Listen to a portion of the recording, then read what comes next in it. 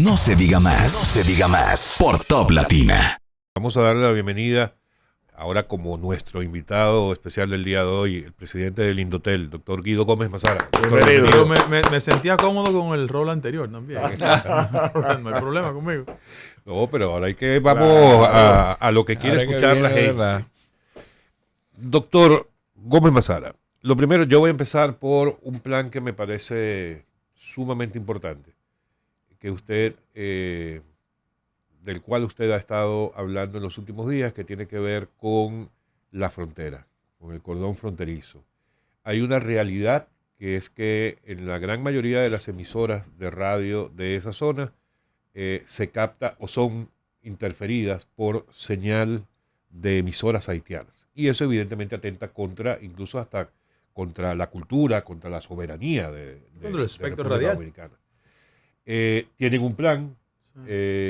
Cuéntenos en qué consiste y cuándo se va a lograr resolver ese tema para que eso no siga afectando esa zona fronteriza. Con gusto, gracias por la invitación.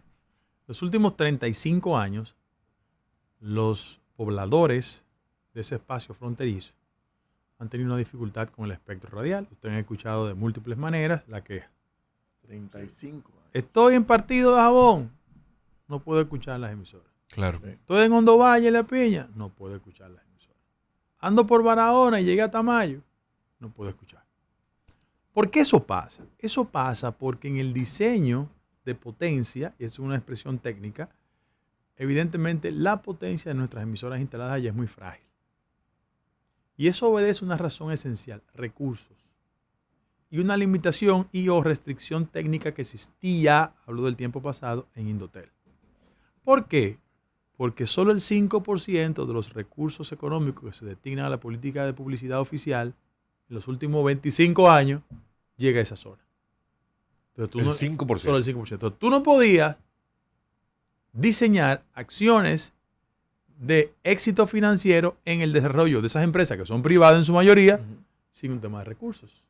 Porque aquí los grandes centros urbanos monopolizan todo. Entonces, nos olvidamos de la frontera, que es el lugar, por un problema de exclusión, pobreza y marginalidad, con una propensión ¿a qué? Al desplazamiento a los grandes centros urbanos, Claro. al incremento de los cordones de miseria, y esa zona la dejamos para que otros la ocupen. Pero es porque las estaciones tienen equipos limitados por esa falta de sí, recursos, sí. o es que tienen Sí. equipos suficientes No. con una potencia suficiente. Tenían esa limitación, además la restricción en términos de potencia del Indotel, que es el órgano regulador. ¿Qué hizo el Indotel? Técnicamente autorizó el incremento de la potencia. Lo ideal hubiese sido que la contraparte nuestra, haitiana, desarrollara un nivel de acuerdo institucional. Claro. Pero yo no tengo que explicarle a ustedes lo que pasa en Haití. Claro.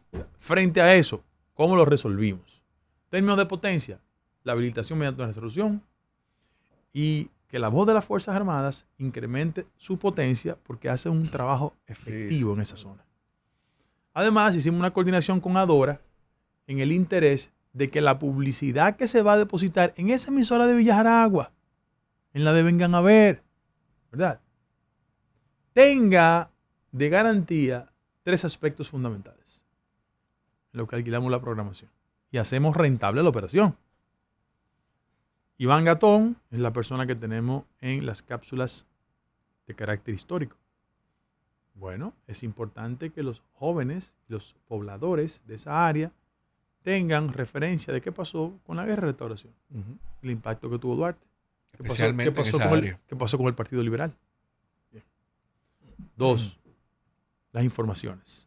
La gente está equivocada. En esas demarcaciones, los pobladores, sus prioridades es en función de lo que dice el programa radial de allá. Sí, eso Entonces, es voz de Dios. Ramón Emilio Colombo, es un veteranísimo periodista, tiene la labor de difusión.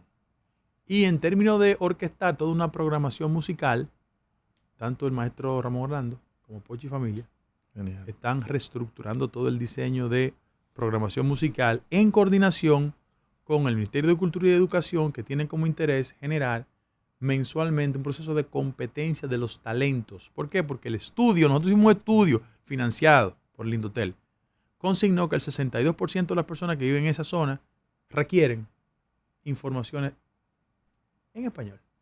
Claro. Requieren música en español. Yo estuve en Hondo Valle, por ejemplo, y se escucha más compa que merengue. Yo no estoy en contra de la música. La música tiene un carácter universal. Culturización ahí. Ahora, ¿por qué yo pienso que eso es importante? Porque va a revitalizar la zona y nos va a provocar a nosotros, en términos de Indotel, que combinado con las emisoras comunitarias, que existen 27 en esa área, aunque tienen una limitación de kilos, generan un nivel de información que, frente a un aviso de una tormenta, bueno, Claro. el poblador de Los Patos de Barahona sepa que viene una tormenta. 2.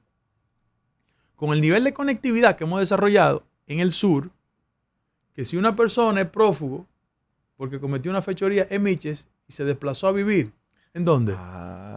En Batey 8. Bueno, a tiro de un clic, ¿verdad? En la República de Neiva, como digo yo, la gente tenga el oficial del destacamento o el policía de turno que duró 3 meses en una etapa de entrenamiento en el Indotel y en Infotel para manejar tecnológicamente, pueda tener la información del delincuente. Además, nosotros comenzamos en Bochío, San Juan de la Maguana, un esfuerzo de conectividad de 42 localidades que impactan en 168,000 personas. ¿Por qué? Porque si yo tengo una tía en Valencia y vivo en Tábara, Azua de Compostela, es Tábara arriba, Tábara abajo, me mandó el iPad, pero yo no podía conectarme. ¿Por qué no podía conectarme? Porque no estaba conectado, porque el Indotel no había hecho un esfuerzo de conectividad. Ahora, el muchachito, la muchachita puede hacer su tarea porque está conectada. Otro tema. Si yo estoy, qué sé yo, en la descubierta, provincia de Independencia, yo no sabía que Netflix existía. Con el nivel de conectividad, si el cable local tiene Netflix, tú no tienes problema. ¿Qué significa esto? Eso significa que estamos estableciendo las bases para que el ciudadano, desde el punto de vista de la conectividad, le toque la puerta al siglo XXI. ¿Hay un porcentaje de acceso o de gente que no tiene acceso de la población hoy en día? La cifra estadística es la siguiente. El 96% de los habitantes en la República Dominicana tienen cobertura. El desafío es transformar la cobertura en conectividad significativa. Porque el mismo estudio financiado por el BID establece que hay un nivel de pobreza.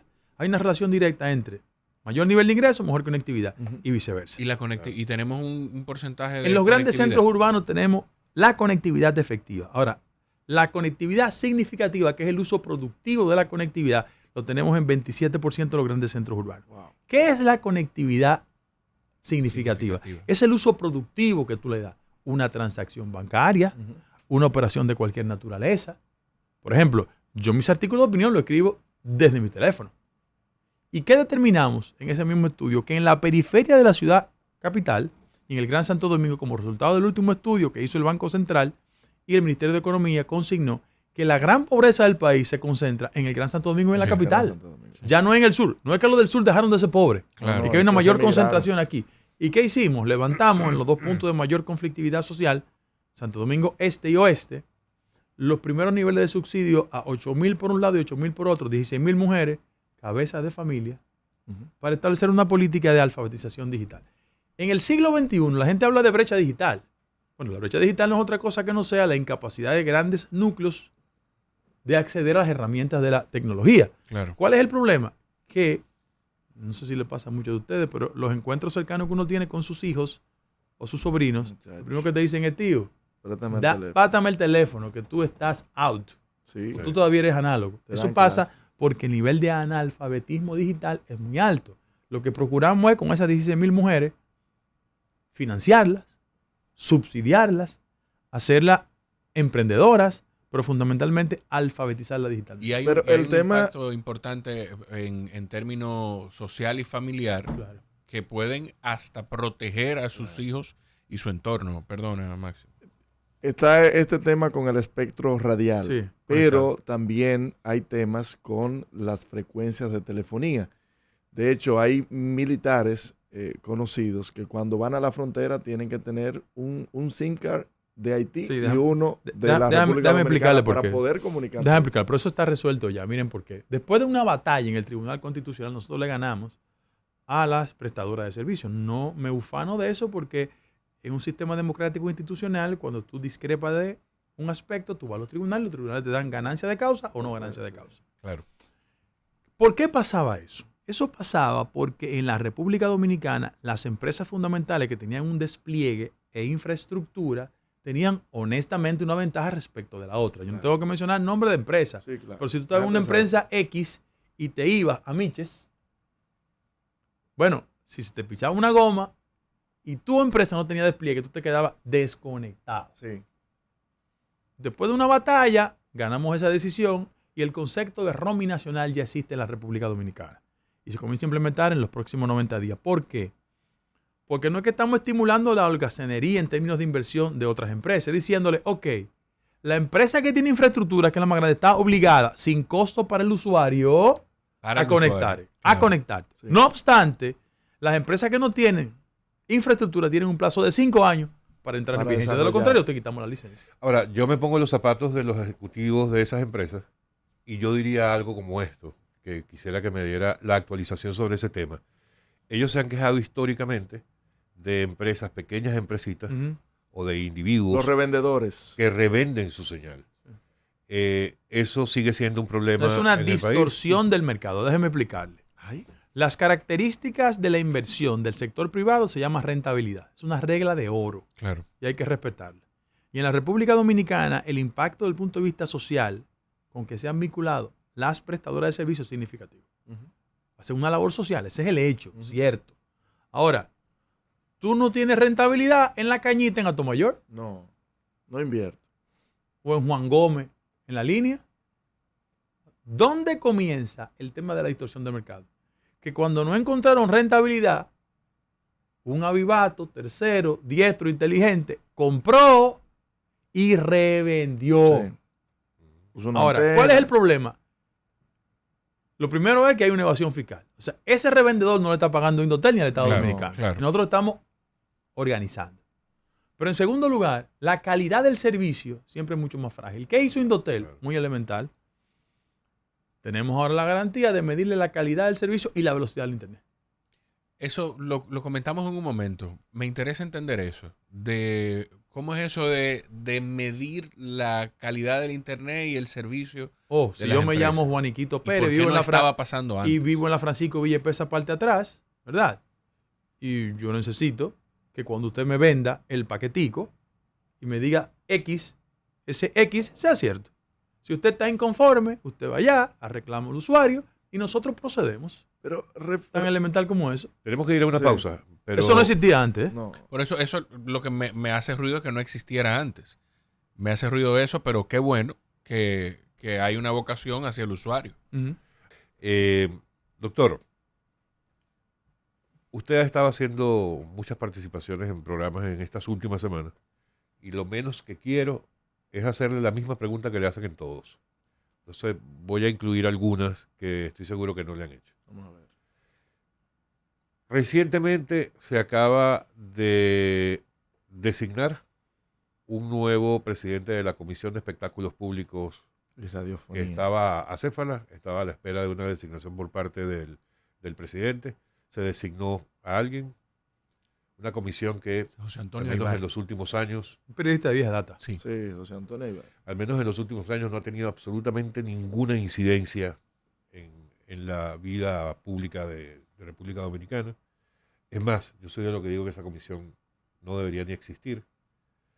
Pero está el papel del Indotel también, que no tiene bajo su responsabilidad ni dentro de sus funciones velar por nada de lo que se diga a nivel de contenido en los distintos medios, pero sí son quienes regulan de alguna forma las concesiones que se le ofrecen a los empresarios. para Déjame hacerte una manejar explicación. Las frecuencias. Mira, déjame explicarte una explicación. Indotel no regula contenidos. Ujú, Repito, Indotel no regula contenidos. correcto. Las características de la ley que crearon Indotel en el año 1998 no se corresponden con los niveles de evolución del sector. Y hay un rezago entre el instrumento legal y la realidad.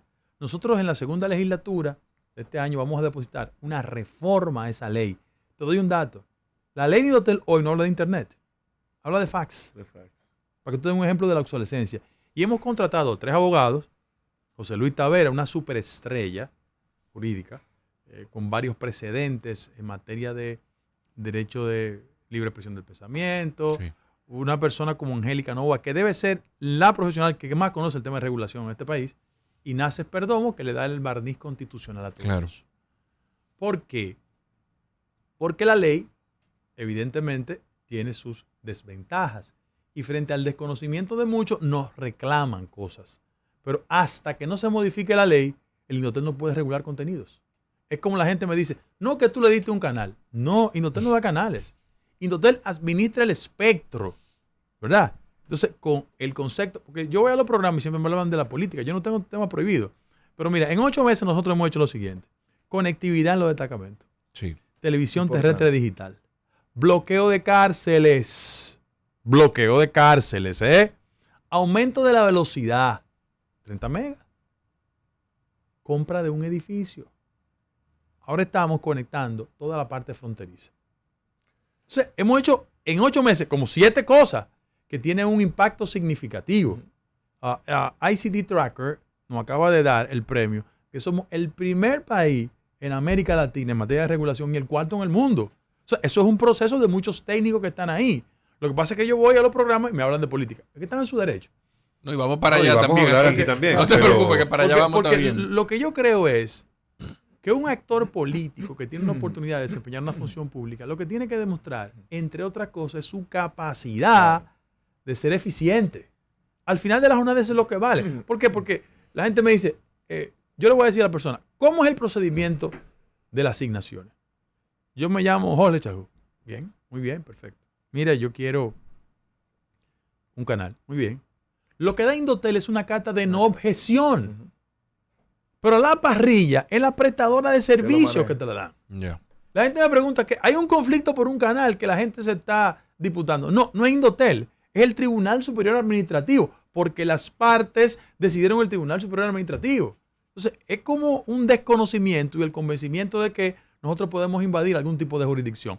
Esa pregunta que tú me haces... Que no he terminado de hacerte. No, esa pregunta que tú me haces, por ejemplo, repito, la Comisión de Espectáculos Públicos y Radiofonía, la gente tiene una reivindicación nostálgica por una figura que se llamaba Doña Zaida Ginebra, viuda de Lobatón, Sí. abuela de Yayo. Sí. Sí.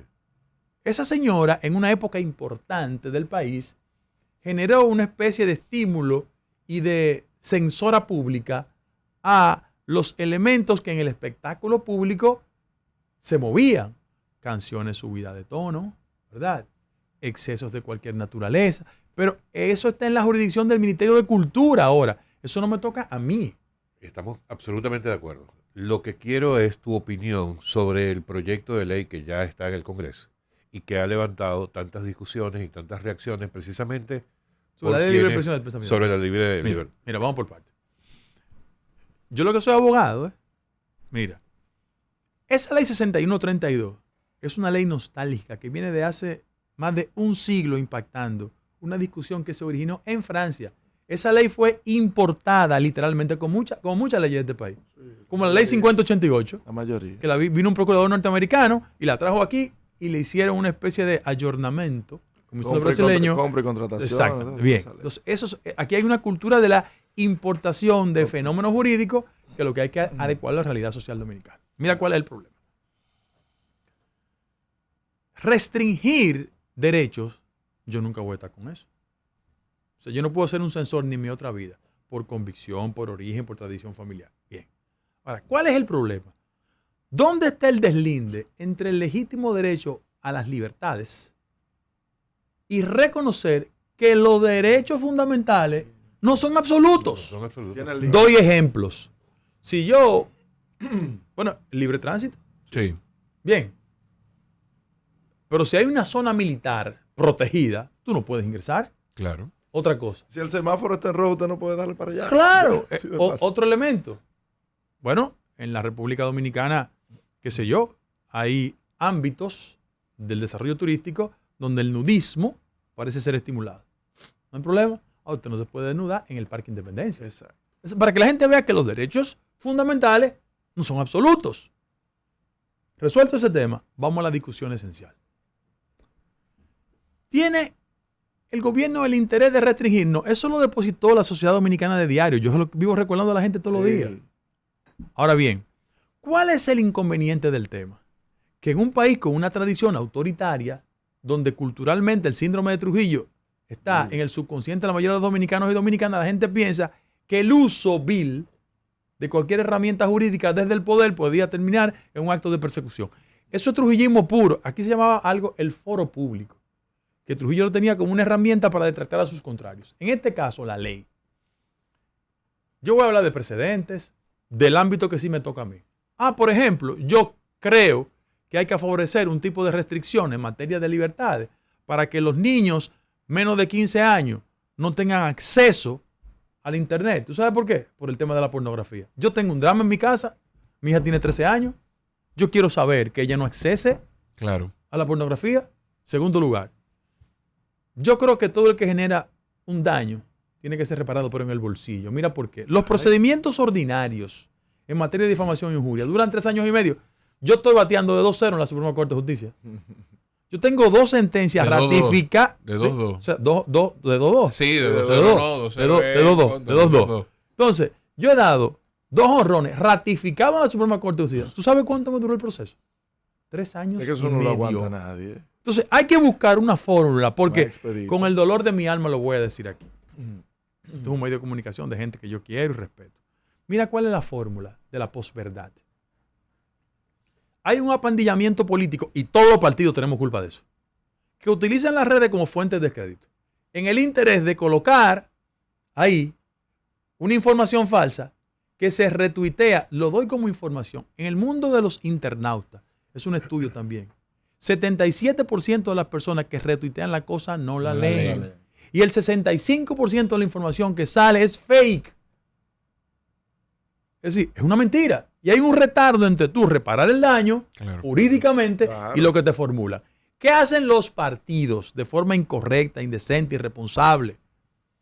Que activan un circuito de activistas políticos que utilizan las redes sociales, porque las redes sociales se han constituido en el refugio de algunos políticos que no tienen discurso, pero incurren en la lógica de ¿qué? Del descrédito. Yo te voy a decir una cosa.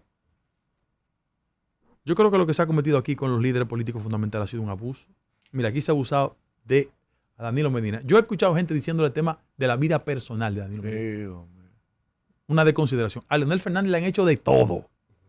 O a Hipólito, un senador de la República, le dijo que él se subió en el avión del Chapo Guzmán. Y cuando lo iban a condenar a la Suprema, dijo, ay, piden perdón, cacao. Y a Luis Abinader le han dicho de todo. De todo. Yo te voy a dar el caso mío. Yo tengo 2 sentencias favorables en la Suprema Corte de Justicia. Cuando asumí mi defensa, nadie del partido me dijo nada. Por el contrario, mucha gente que me siente su competencia se frotaba las manos. Y yo le decía, esto no es contra mí. Ahora cuando le han dado a todo, diablo Guido, tú tenías razón, porque yo le dije, nunca me voy a devolver. Y todo el que me llamó para decir eso así, le dije, conmigo no me llame. Porque yo voy hasta el final. A eso no me llame, claro. ¿Tú crees que es justo que a la jovencita de Camps, Germán, le digan en redes sociales todas las cosas incorrectas, injustas? ¿Tú crees que es justo que a Faride, yo soy hermano de Faride, eso lo sabe todo el mundo, que le impacten a su niño, que le hacen bullying en el colegio? Entonces, aquí o resolvemos ese problema impactándole el bolsillo a la gente, yo creo mucho en eso, o aquí volveremos a la justicia primitiva. ¿A usted se le olvidó lo que pasó en San Pedro de Macorís? En una cabina así. A 2 se llevaron. ¿Mataron? Sí. Entonces aquí hay que generar algún tipo de límite. Pero entonces, porque aquí hay un sicariato mediático. El tema viene entonces, no es de los recursos legales que tiene la gente hoy, es de el rastrero extorsionista apuesta al cansancio y al agotamiento y al decir de a quién afecta, de decir, yo no me voy a meter en eso porque voy a durar 3 años y medio en eso. O la complicidad del político que en el gobierno. Mira lo que hace algunos políticos en el gobierno, de todos los gobiernos. Este tiene un programa, extorsiona y chantajea. Sí. Ok, toma, no me ataque a mí, pero sigue atacando. Ataca a los otros. Claro. Exactamente. Entonces ahí comienza la complicidad. Y además, yo le voy a decir a usted una cosa. Por ejemplo, Indotel da publicidad. Sí. Lo juro por Dios. Yo no quiero que nadie asuma la acción publicitaria de Indotel como acto de complicidad. Atáqueme, a mí no me importa. Si colocan aquí no lo vamos a asumir así. Atáqueme, a mí no me importa. A mí no me importa. Mira por qué. Porque se ha construido una relación perversa entre el anuncio y la gestión del funcionario. Claro. Y la gente cree que un funcionario es eficiente por la capacidad de colocar cuñas comerciales, no por la transformación. Yo me siento reivindicando cuando yo voy y conecto 48 comunidades, 162,000 personas en el sur, que no sabían lo que era Netflix, no sabían lo que... Eso a mí me reivindica como ciudadano. Cuando voy a la frontera, vine con un dolor de entre Dajabón y Montecristi en la espalda. Eso no es fácil. Porque es una tragedia el tema de las interferencias. O me siento cómodo cuando voy a un centro de atención primaria en Villa Jaragua, que no estaba conectado, o los hospitales que no estaban conectados. Entonces tú hablas con los compañeros, porque el clientelismo es una maldición. Tú vas con los compañeros y le dices, ven acá, no hay problema, ven. Yo te conecto el destacamento, te conecto la escuela, el hospital, la oficialía de Estado Civil. ¿Tú quieres que te haga un entrenamiento de un lab? Te conecto los parques. Ah, no, un empleo. Caramba. Algo que con lo que tú fuiste coherente y al parecer lo sigue siendo, es con el tema de que no ibas a ocupar una función pública desde la que no pudieras afectar o impactar en términos sociales el Yo país. lo que soy es eso. Yo soy el nieto de una lavandera, hijo del Moreno y de Carmen, y yo soy yo, pero hay un hilo que me compromete. Hermano, yo no hago negocio. Yo no estoy en la nómina de ningún grupo económico, pero tampoco me interesa. Porque las decisiones que yo tomo en Indotel, a mí no me importa, es donde esté la razón. Y en función de eso, tú haces la política con la satisfacción de que cuando tú te duermes estás tranquilo con tu conciencia. Pero aquí el que hace vida pública está azotado, cercado por un sinnúmero de prácticas. El funcionario tiene que dedicarle tiempo completo a la función. Pero tú tienes que estar preparado aquí para defenderte de 4 o 5 sinvergüenza, chantajistas en las redes. Y tener el dilema interno que pagarle. Yo no le pago ni que Maximiliano Gómez me lo diga. Que me ataquen, no me importa. 1, 2. El competidor por el espacio de participación política que tú tienes en el Estado que no tiene condiciones ni formación. Porque aquí la mayoría de la gente que desempeña una función pública no tiene la calidad ni la competencia. Cree que el único acto de retribución es haber contribuido en la campaña electoral. Pero 3, la otra fatalidad. Utiliza el cargo para una proyección, una promoción personal. Yo en Indotel no le pregunto a nadie si está conmigo. Yo nunca he contratado a nadie y llegué a Indotel y tengo un personal ahí. Y están con todo el mundo. No le pregunto a nadie. Porque ven acá, yo no puedo hacer de un espacio de participación que es público, que no es mío, un acto constante de promoción. Y eso no te pone en desventaja, Guido, No, siendo realista. no, En desventaja en para términos nada. de números frente a un grupo de personas dentro del partido que tienen aspiraciones, igual que las que tú puedes tener legítimamente, no te pone en desventaja. No, pero te voy a usar una frase antológica. Grábala. El político de cualquier organización que a 3 años de una contienda cree en las encuestas que manda hacer o la hacen, es como el que va a buscar lealtad a un prostíbulo. Guido, siempre se ha hablado de que el Internet deje de pagar impuestos. Actualmente nosotros pagamos un 30% dividido entre el 18 del ITEVIS, 10 del selectivo y el 2 del CDT. Al 2025, ¿es justificable nosotros pagar tanto de impuestos para un tema que ya no es más que una necesidad? No, mira, uno de los debates que se tiene en la región respecto al tema de reducir la brecha digital es hasta qué punto los países que han colocado al régimen de las telecomunicaciones impuestos no han avanzado en la velocidad de los otros. ¿Verdad? Porque dicen que el concepto de Internet es un retrato hablado de lo que es la cuarta revolución industrial. Y por vía de consecuencia hay que estimular ese acceso, pero cuando hay una restricción de carácter impositiva lo dificulta. Ahora bien, en términos financieros, el Indotel se nutre de la siguiente manera. 2% del cobro de las facturas telefónicas. Eso va al FDT y nosotros en términos presupuestarios también tenemos otros elementos. Básicamente en este caso el Banco Interamericano de Desarrollo, que tenemos un nivel de financiamiento, por ejemplo, el despliegue de infraestructura, no, y sobre todo el aspecto que el despliegue de fibra óptica en todo el país. Para que ustedes tengan esta información, nosotros los dominicanos tenemos despliegue de fibra óptica en todo el territorio. Sí. Ahora, ¿qué estamos haciendo en el Indotel? Yo voy el martes, con la gracia de Dios, a España a reunirme con IPESAT y con el ministro de Telecomunicaciones. Es la primera vez que vamos a hacer un acuerdo satelital, repito, en el país. Satelital. ¿Qué implica eso?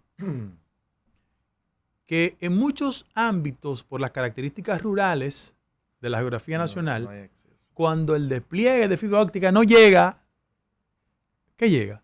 El satélite. ¿Qué hemos hecho nosotros? Un acuerdo con un personaje muy popular ahora en Estados Unidos, ¿no? Que tiene una compañía, Starlink, sí. Elon Musk. ¿Qué hicimos nosotros? Encontramos 28 puntos cuando llegué, 28 puntos que tenían dificultad. Es el morro de Eliapiña, no de Montecristi, el de Eliapiña, sí.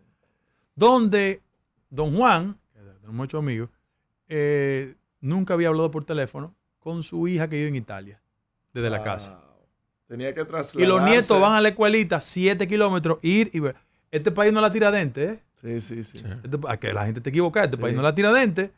Entonces, lo conectamos satelital, vía Starlink. Entonces, los muchachos van a la escuela, tienen su clase registrada, conectada, y ya él recibe su llamada de su hija que vive en Italia. Entonces, esa solución la vamos a ir construyendo porque todavía 28% de las aulas no están conectadas. No. Y 40% no tiene agua. 28% a nivel nacional. Sí. Correcto. Y vamos a usar la herramienta satelital. ¿Y por qué? ¿Cómo entra allí España? El ministerio... Porque el ministerio español y IPASAT, que es una compañía, tiene una larguísima experiencia en la materia satelital. Okay. Buenísimo. Bien. Señor, usted había dicho de antemano que quería hablar de política con Hablemos el de doctor política, Gómez Mazara. claro. ¿Y se le ocurre alguna pregunta Sí, para empezar? claro que Yo sí. pudiera hacerle una Yo tengo última que no unas tiene que 16. ver. No, de pero yo política. tengo una puntual. Que no tiene que ver de política. Sí, una sí, última. es de política. No, líder, ya La las que mía. no son de política, Una llévenselo última- para el podcast. Anda. Mira. No, pero no hay problema, Jorge. No hay problema. Anda. Yo no tengo temas prohibidos. Tú eres un lector ávido y voraz. Con la nueva gestión, el ministro de Cultura está trabajando en incluir la Feria del Libro en un circuito de Feria de Libros internacionales. Tu impresión sobre eso y Roberto Ángel, que desde Él es antes una de que persona muy- saliera él es una el persona muy nombramiento ya lo trabajadora. estaban criticando. Él es una persona muy trabajadora. Él ha ido frecuentemente allá, va allá. Tenemos una alianza porque Cultura tiene mucha voluntad, pero escasez de recursos. ¿Verdad? Entonces, complicado. en este tema de las emisoras y los intercambios culturales, nosotros vamos a ayudar desde el punto de vista financiero. Lo vamos a hacer con la mejor voluntad. Claro. Eso es bueno que hay que hacerlo. Mira, mi reflexión sobre el tema del libro en el país. El mundo de lo digital ha impactado terriblemente en la lectoría. Porque las nuevas generaciones son generaciones del clic y de la lectura rápida. Los que venimos de otra generación, que tenemos el ritual de la lectura, somos como enamorados del texto, de pasarle la mano al libro. Y frente a eso, yo creo que el Ministerio de Cultura hace una muy buena labor en dos direcciones. En diversificar ese consumo del libro, desplazándolo a todos los puntos nacionales y darle una categoría internacional, como lo ha hecho por muchos años aquí la Feria del Libro. ¿Cuál es el problema del libro? Que tú no puedes transformar una sociedad sin cultura. Correcto. Y tenemos que generar hábitos en las nuevas generaciones para que se formen. Yo hago una confesión, y es una crítica favorable a Carmen Mazara. Yo vengo de una generación donde el maestro Chancleta Samurai Sí. contribuyó profundamente a los procesos de formación de cada uno de nosotros. Y eso yo lo tengo como satisfacción porque esto genera una cultura básica. O sea, los clásicos. Aquí la gente, pregúntale a los políticos, ¿tú leíste a Dostoyevsky? No. ¿Tú leíste a Gorky? No. La madre, ¿tú la leíste? No. Taras Bulba y Nicolás Gómez, ¿la leíste? No. ¿Tú has ido al pensamiento tradicional sobre el pesimismo dominicano José Ramón López? No. Tú dices, pero ven acá, ¿y qué fue lo que pasó aquí? ¿Verdad? Otra cosa. ¿Qué novela de Vargas Llosa te impactó? ¿Tú leíste La ciudad de los perros? Que fue importante, ¿no verdad? O La historia de Maita. ¿Tú leíste a García Márquez? ¿No verdad? Tú leíste, bueno, La fiesta del chivo es por el impacto que tiene en la República Dominicana. Pero te digo que ni siquiera Pero esa. para mí la novela cumbre de García Márquez, La hojarasca. La hojarasca. Para mí. ¿Verdad? Para mí, ¿no? 100 años de soledad es su obra, pero para mí La hojarasca. Entonces tú dices, ven acá. ¿Tú leíste los poemas de Guillén? No. Alberto Padilla. No. O sea, aquí hay un proceso de deterioro de la base cultural de los ciudadanos. Hay un libro que yo creo que es fundamental, ¿no? ¿Verdad? Para la gente que quiere tener cultura política, que es la recopilación de 3 textos importantes que escribió, desde mi humilde punto de vista, una de las figuras más brillantes que ha tenido este país, se llama Juan Isidro Jiménez Grullón. Se llama Sociología Política Dominicana. Eso hay que leerlo. Pero esa base cultural es significativa para construir el modelo de ciudadano. ¿Cuál es el problema? Que hemos perdido la batalla de la lectoría y de la fascinación por la cultura, porque el clic ha generado respuestas inmediatas en todos los aspectos de la vida nacional. Los muchachos lo que quieren es googleártelo. Entonces, yo aplaudo, favorezco, estimulo, y en lo que Indotel pueda contribuir con cultura, estamos de acuerdo. Muy bien. Dele, líder, Comience, no, usted tiene más preguntas que yo. Una de sus 16. Guido, estaba hablando de preguntas, no de presidenciables, ¿no? Ah, no, de preguntas. Guido, el PRM pareciera que está en una carrera que pareciera que la meta está dentro de 2 meses. Están como desesperados una cantidad de precandidatos o aspirantes a precandidato presidencial. Entiendo que tú también tienes tu interés por aspirar en algún momento a la presidencia, no sé si para el 28, como los que ya se han expresado de manera pública con respecto a esto. ¿Cómo estás viendo tú esa carrera? ¿Tú no ves el riesgo de que cuando llegue el año que viene, el 2026, pudiera haber algún tipo de ruptura hacia el interno? Sobre todo cuando uno de los más activos, que viene siendo el ministro de Turismo, David Collado, se basa en una serie de encuestas que lo muestran con un 70 y tanto % a estas alturas, y él asume como que él ya tiene ganada esa precandidatura o esa candidatura presidencial para el 22. Okay, pero vamos por parte. Mira, lo primero, nuestra generación tiene que asimilar los errores del viejo partido, donde todos querían aspirar al mismo tiempo a la misma posición, y eso nos condujo a una desgracia institucional. Tropezar 2, 3, 4, 5, 6 veces con la misma piedra de idiotas. Sí. Y yo presumo y aplaudo los niveles de racionalidad de los compañeros y compañeras que legítimamente tienen que aspirar. Ahí voy. Constitucionalmente todo el mundo puede aspirar, pero todo el mundo no tiene condiciones para ser presidente de la República. Claro. La presidencia de la República no es una aspiración pura y simple. No es tomarse en un elevador el ego y llenarlo. Y nadie se hace el líder político en un microondas. Es producto de un proceso. Frente a eso, contrario a casi todos los compañeros, yo creo que el que aspira a la presidencia de la República tiene que ser el garante del cumplimiento de la ley. La ley no establece los plazos actuales para hacer aspiración. La ley lo que dice es que vamos al primer plazo, que es el partidario, y después el presidencial. Y por vía de consecuencia, yo no puedo ser garante de la credibilidad ciudadana cuando estoy de antemano incumpliendo con eso. Yo no hago campaña de Indotel. Yo no estoy en campaña electoral. Yo quiero ser un político que ejerce una función de manera eficiente. ¿Tú sabes por qué? Porque si todos nos montamos en el carro de la gestión y en vez de hablar de cosas intrascendentes o sandeces, cuando los adversarios históricos de nosotros nos cuestionaban por el desempeño económico, por ejemplo, ¿cuál era la imputación que nos decían? Ah, no, que el PRD no sabe gobernar, el viejo partido. No tienen destrezas en materia del desempeño macroeconómico. Claro, teníamos los precedentes del doctor Jorge Blanco, la crisis del 84, teníamos el hoyo de Hipólito en el 2003 y teníamos la primera crisis internacional del Yom Kippur que se expresó cuando Guzmán fue presidente de la República. Frente a eso, la nostalgia descalificadora nos decía, bueno, no tienen capacidades. Vamos a los números macroeconómicos. Yo creo que en eso tenemos que subirnos todos, porque si el carro de la eficiencia es aplaudido por el ciudadano va a votar por nosotros. Claro. Vamos a la cifra. ¿La economía dominicana va a crecer 4%? Sí. ¿Hay un control de la inflación? 3.1%. Sí. Es la primera vez que el nivel de ocupación sobrepasa 5.5 millones de ciudadanos. Cuarto punto. La mortalidad infantil en este país es la primera vez que se reduce después de 15 años. Y aunque la gente grime como argumento que el factor remesas no es autoría de las autoridades, valga la reiteración del término, o la confusión con el término, pero las autoridades que administran la economía dominicana tienen que hacer un ejercicio de celebración porque eso se impacta, genera el 10% del Producto Interno Bruto. ¿Y qué tenemos nosotros? Las exportaciones han crecido en el primer cuatrimestre 5.300 millones de dólares. ¿Qué tenemos? Estabilidad, paz social, sobre todo, crecimiento del turismo, una mejora en las exportaciones. Entonces, yo lo que creo que aquí hay un cuadro que lo único que tenemos que comprometernos, ¿tú sabes qué?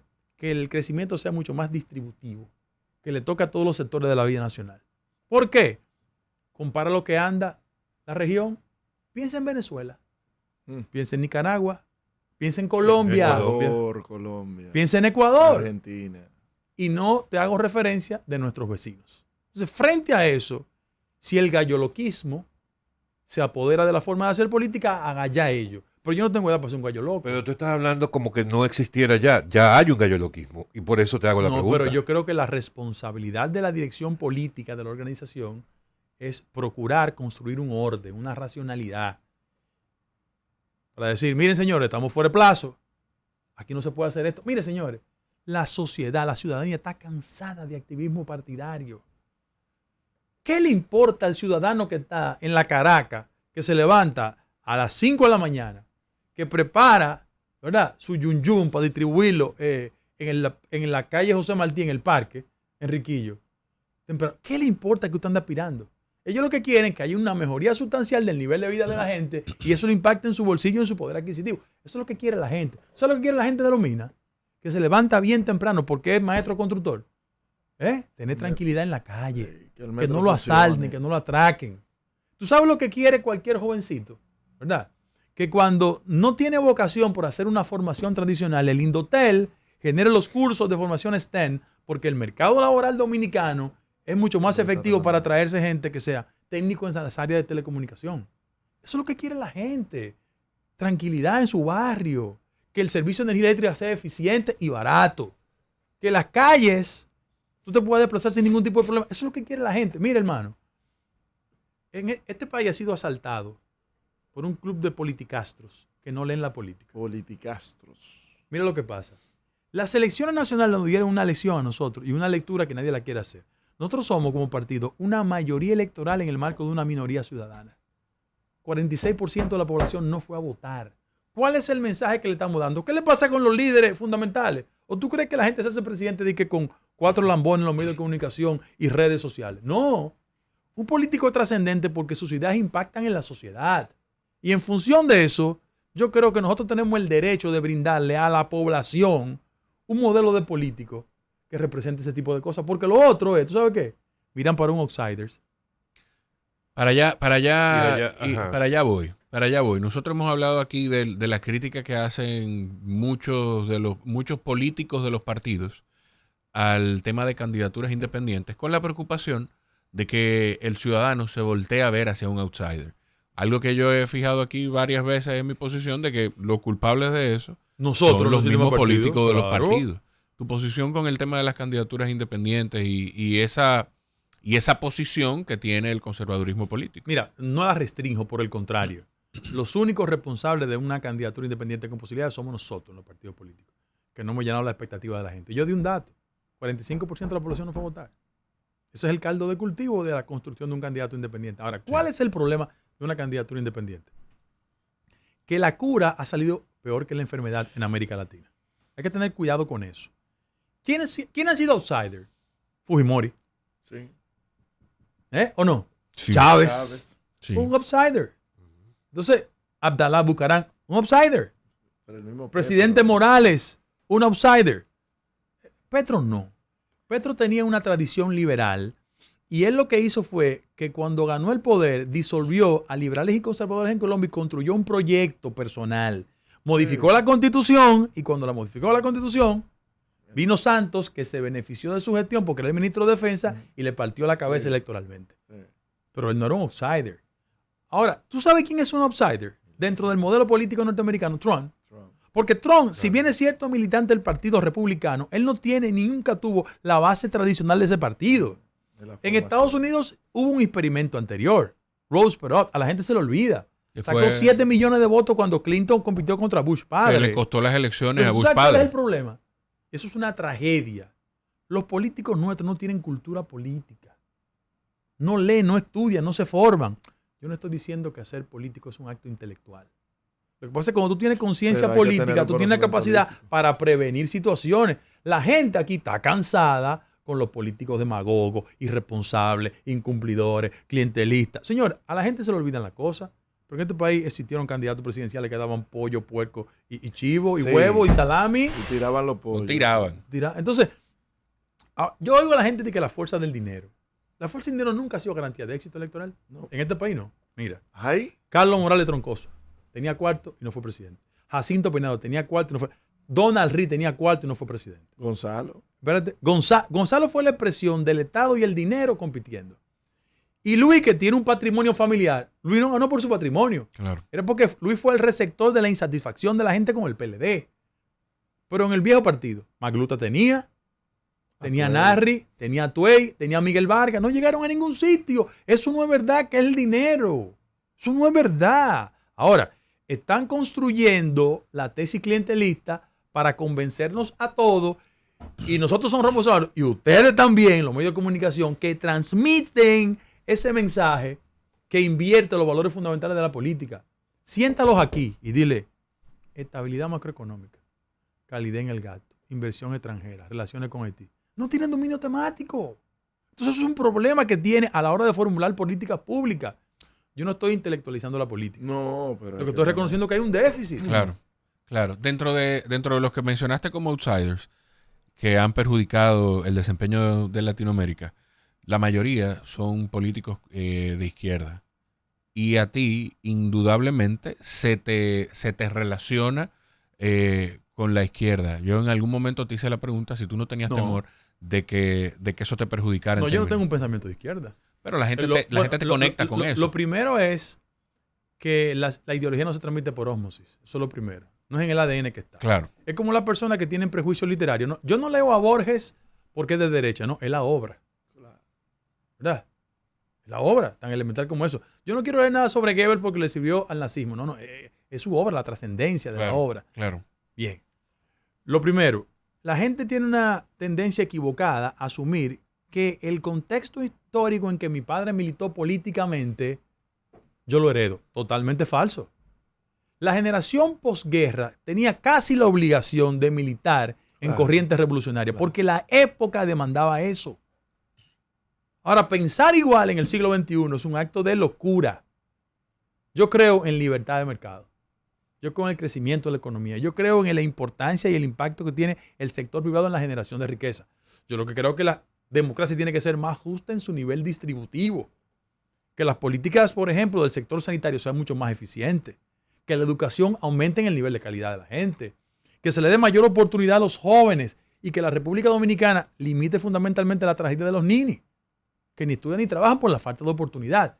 Y otra tragedia no calculada y poco discutida: los niveles de embarazo en los adolescentes. Sí. Que es un círculo formulador y promotor de un mayor nivel de pobreza. Sí. Entonces yo pienso que esa es la discusión. Por ejemplo, con el tema migratorio, yo parezco más conservador que todos los conservadores. Porque, y yo puedo explicar. ¿Cuál es tu opinión? Que ahí va la pregunta. A raíz de los trabajos que se están haciendo en las mesas temáticas, que devino de esta minicumbre dominicana del presidente Abinader y los expresidentes de la República sobre el tema Haití. ¿Cuál es la posición y cuáles serían...? Mira cuál es el problema con ese tema y otros temas. Que aquí el fanatismo ideológico generó un distanciamiento de la razón. Y la gente asumía postura en función de su militancia. Sí. Pero hay temas de nación que están a 1000 kilómetros de los temas ideológicos. El tema migratorio es un tema de preservación de la integridad y la identidad nacional. Oye, aunque parezca conservador, sí. ¿Por qué? ¿Por qué? Porque en los últimos 30 o 40 años los flujos migratorios se han constituido en referentes que rompen, distorsionan o transforman la identidad de los pueblos. Milosevic cometió una de las masacres más terribles en la antigua Yugoslavia, porque malinterpretó un tema de identidad y de pureza. En el caso específico de la República Dominicana. ¿Cuál es el problema? El problema es que en términos internacionales, yo se lo decía ayer al canciller, que nosotros tenemos un excelente canciller. De mucha formación, habla inglés perfectamente. Porque en este país hemos tenido cancilleres que no hablan inglés. Cosa de la vida. Y que dicen aiga. Uh-huh. Sí. Entonces, mira cuál es el problema.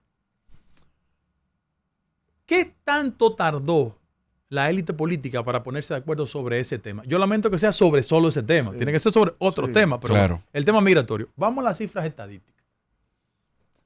Las parturientas. En los últimos 9 años, el Estado Dominicano ha gastado 10,000 millones de pesos en parturientas. Sí. ¿Cuál es el inconveniente? Que un sector sanitario como el Ministerio de Salud Pública y el Servicio Nacional de Salud representa el 2.7% del Producto Interno Bruto. Tú estás tomando recursos para subsidiar, porque la naturaleza de la política pública en el sector sanitario es gratuidad. Sí. Entonces, yo me rompo un tobillo en Harlem jugando basquetbol y voy al Presbyterian Hospital y hay que pagar. Y mucho. Primer tema. Segundo tema.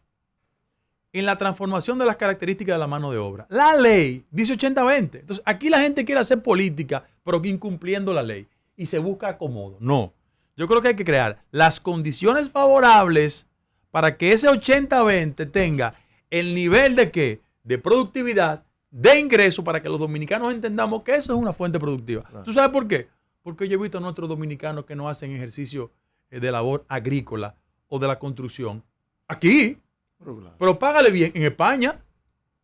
Págale bien en Europa para que tú veas. Mejorar las condiciones de vida. Y otro componente, que es el más gravoso.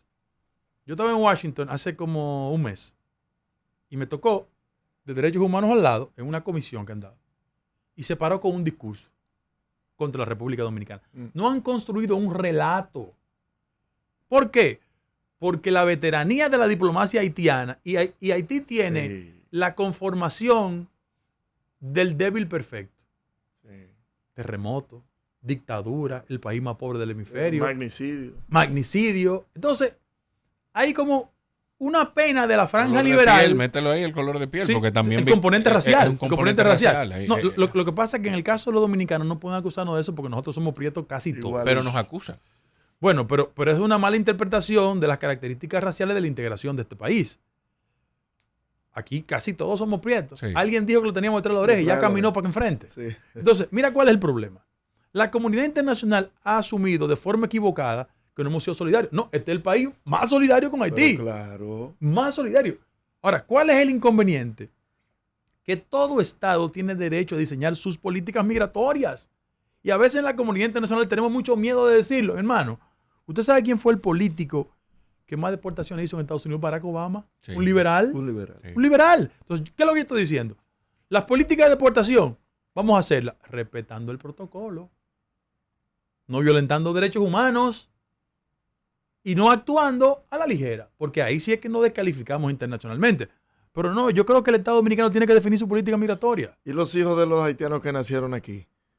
Depende si cumple con los requisitos de la sentencia del Tribunal Constitucional.